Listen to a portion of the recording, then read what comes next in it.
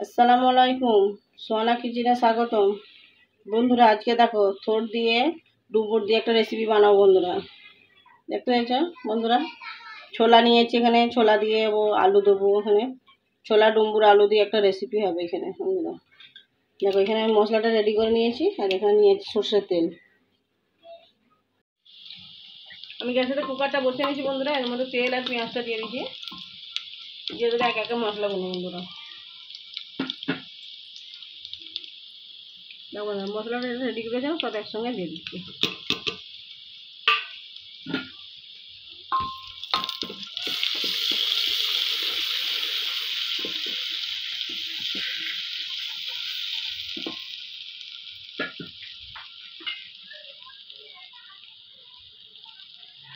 দিয়ে দিচ্ছি কেটে রাখা ডুমুর,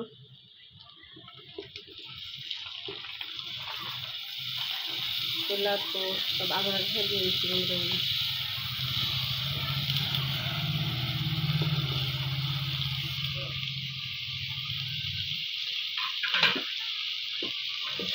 ভালো করে কষাতে হবে।